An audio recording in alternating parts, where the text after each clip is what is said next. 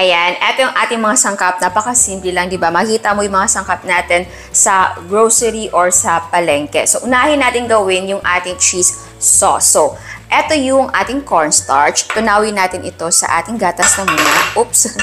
Ayan. Okay. So, maglagay lang tayo ng gatas. Enough lang na matunaw natin yung ating cornstarch. Ayan. Next naman ay tunawin natin etong ating margarine. And yes, pwedeng gumamit ng butter. Ayan. Next naman ay maglagay tayo ng ating gatas. So, ilagay na natin lahat ng ating gatas. Para sa exact na measurements, i-check nyo lang yung description box ha, or yung comment box natin.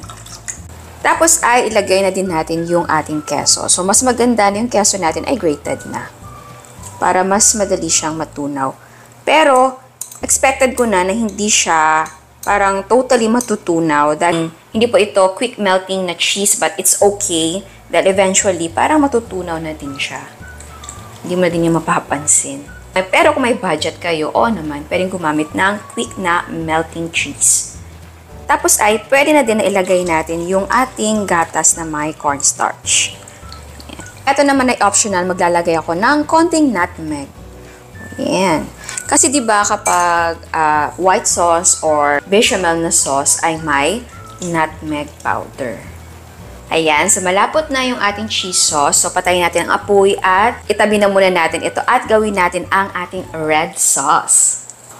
Okay, so maglagay tayo ng mantika. So, unahin natin prituhin yung ating hotdog na muna. And kapag mainit na yung ating mantika, ay magprito na tayo ng ating hotdog.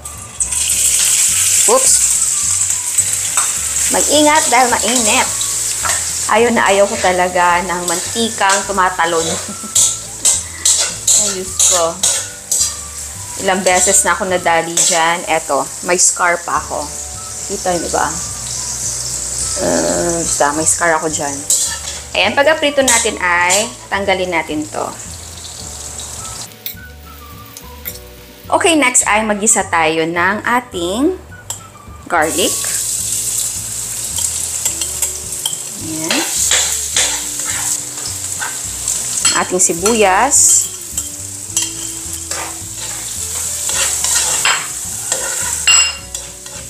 Next naman, yung ating ground na meat. So, pwedeng gumamit ng pork or chicken or beef. Okay, timplahan natin to ng salt. And then, paminta.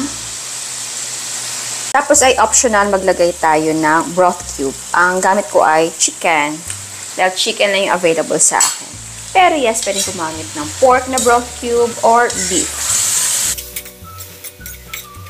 Ayan, nagisa na natin siya. Ngayon naman may nakita akong mushroom. Ito ay optional, pero dahil meron tayo, maglagay na tayo. So, marami talagang paraan sa paggawa ng spaghetti, diba? So, pwedeng recipe ninyo ang gamitin ninyo, syempre.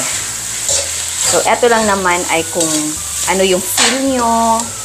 Yung iba nga, naglalagay ng condensed milk, all-purpose cream. So, igisa lang muna natin to. Okay. So, next ay maglagay tayo ng spaghetti sauce. So, yung sauce na gamit ko ay Sweet Filipino style. So, kahit anong brand, pwede ha. So, i-mix muna natin.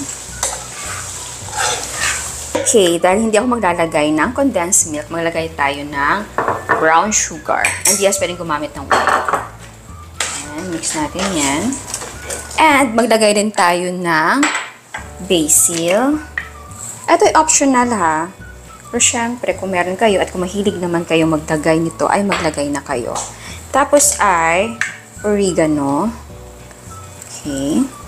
Konti-konti lang. Tapos mix natin yan. So, i-simmer natin to tapos tikman natin. Okay, nawala yung audio natin dito. At this point, ay luto na yung sauce natin. Tinikman ko siya, masarap na, pero gusto ko pang dagdagan ng konting asin. Tapos ay ilagay na din natin yung ating prinito na hotdog. So, ganyan talaga kapag nagluluto, dapat mong tikman yung niluluto mo para malaman mo kung ano yung kulang or kung sakto na ba. At sa pagdagdag ay dapat pa konti-konti lang para madali mo siyang mahabol. Kasi kapag sobra, mahirap nang bawiin yon. Ngayon naman ay lutuin natin ang ating spaghetti pasta. So, maglagay tayo ng 1 tablespoon ng asin sa ating kumukulong tubig. Ilagay natin ang pasta at lutuin natin ito according sa package. Ang nakalagay ay 8 minutes pero pagtikim ko after 8 minutes ay kulang pa sa luto. Okay, so eto luto na yung ating pasta. Actually, yung 8 minutes ay hindi siya enough dahil tinitikman ko siya every time na tumutunog yung aking yung aking alarm. So, nag-add pa ako ng mga 5 minutes. So, ayan, i-drain na natin yung water at mag-assemble na tayo. Okay, bago tayo mag-assemble ay i-mix muna natin yung ating pasta at ang ating sauce. Ayan. Okay.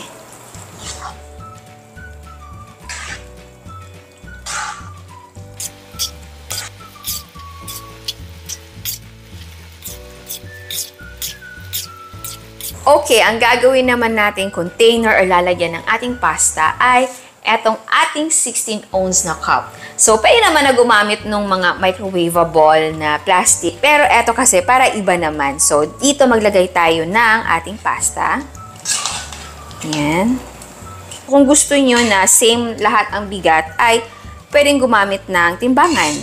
Pero eto ay hanggang dito natin siya lalagyan. Yung line, yung first line ng ating baso.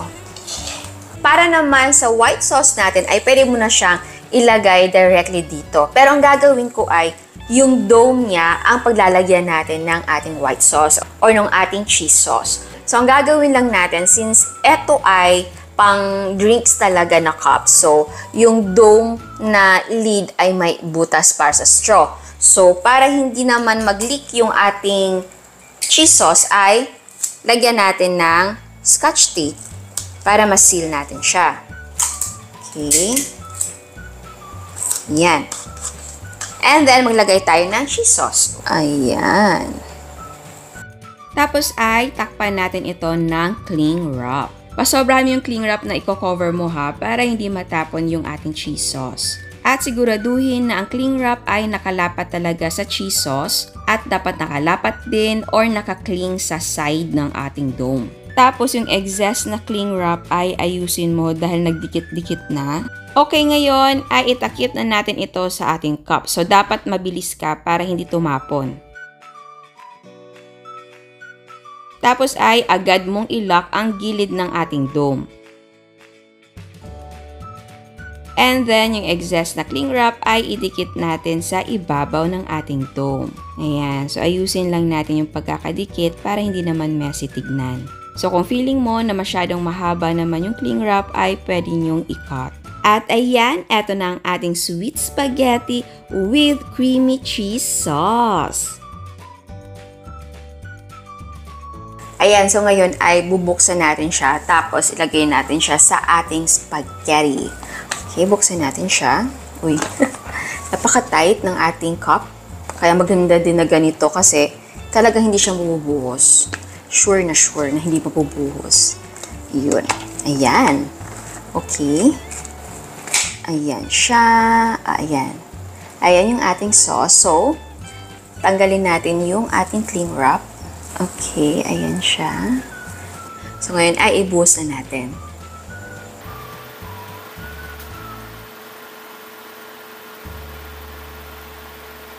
Oh. Okay. Ngayon, syempre, para makain siya ay i-mix natin. Okay, kuha tayo ng fork. So, i-mix muna natin to.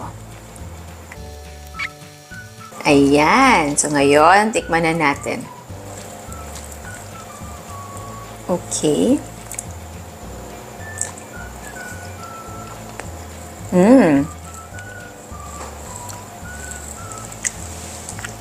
Ang sarap ng ating pasta.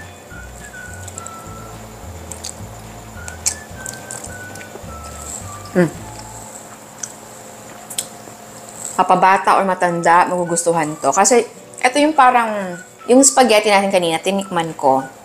Ano talaga siya? Ang sarap palang arte. Tapos nalagay pa tayo ng creamy cheese sauce. So sa mahilig sa cheesy and creamy na sauce, ay nako. Pak, sarap.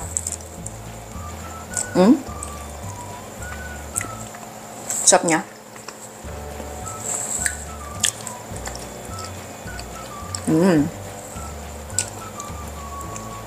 Ang maganda kasi dito, dahil hindi pa na-mix yung ating creamy na cheese sauce, ay pwede yung kakain ay makontrol niya yung paglagay ng cheese sauce natin. So, pwede din na, imbis na cheese sauce, ay pwede din na grated na cheese ang ilagay mo dito. So, pwedeng Parmesan, ay, gusto ko yung Filipino style na cheese lang. Tapos, tanggalin, and then, pwedeng i-budbud niya. Kasi yung iba din ayaw sa cheese, so optional siya. And yung packaging natin, ang gusto ko dito, parang hindi siya messy kasi nga cup. And kapag nasa sasakyan ka, yung storage niya madali lang. Kasi pwede mo siya ilagay dun sa lagayan ng mga tumbler or yung cup holder. Pwede, di ba? And sa size, pwede din yung 12 ounce yung gamitin nyo. And again, pwede po na ilagay sa microwavable na mga container. Pero yun nga lang, ilalagay mo na yung sauce doon. So, pwedeng ganun din. Eto, naka-separate lang. So, ayan, sana nagustuhan niyo ang recipe natin ngayon. Ciao! At sa mga hindi pa nakasubscribe, please subscribe sa ating YouTube channel and please click the notification bell and please click all para ma-notify kayo sa lahat ng uploads. And please don't forget to like our Facebook page and follow us on Instagram. Thank you!